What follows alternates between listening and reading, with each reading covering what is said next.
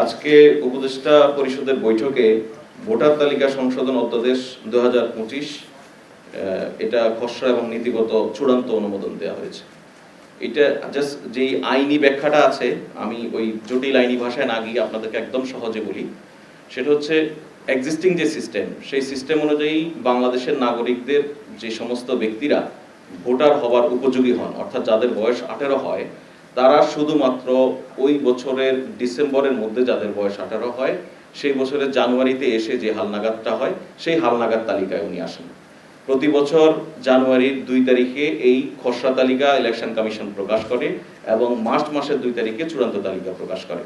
তাহলে দেখা যায় যেটা, যে পরবর্তী যে নির্বাচনটি অনুষ্ঠিত হয়, সেই নির্বাচন অনুষ্ঠিত হওয়ার আগে যে সমস্ত নাগরিকরা 18 বছর বয়সে পৌঁছান, অর্থাৎ ভোটার হওয়ার জন্য এলিজেবল হন, তারা ওই ভোটে ভোটাধিকার প্রয়োগ করার সুযোগ পান না, তারা এই তালিকা থেকে বাদ পড়ে যান।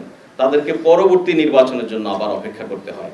এই বাস্তবতায় নির্বাচন কমিশন মনে করে যে ভোটের শিডিউল ঘোষণার আগেই যেহেতু একটি চূড়ান্ত ভোটার তালিকা প্রস্তুত রাখতে হয়, সেক্ষেত্রে শিডিউল ঘোষণার আগে যৌক্তিক সময়ের মধ্যে এই যারা ভোটার হওয়ার উপযোগী হন তাদেরকে ভোটার তালিকায় নিয়ে আসা।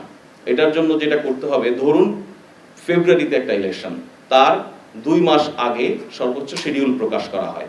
সেই ফেব্রুয়ারি ইলেকশনের 2 মাস আগে বললে আমরা সর্বোচ্চ নভেম্বর, তার মানে নভেম্বর পর্যন্ত মানুষগুলি যারা ভোটার হওয়ার উপযোগী হন তারা ভোটাধিকার দেওয়ার সুযোগ পান না, বরঞ্চ তার আগের জানুয়ারি অর্থাৎ তার আগের বছরের ডিসেম্বর পর্যন্ত যারা 18 বছর হয়েছেন শুধুমাত্র তারাই পান।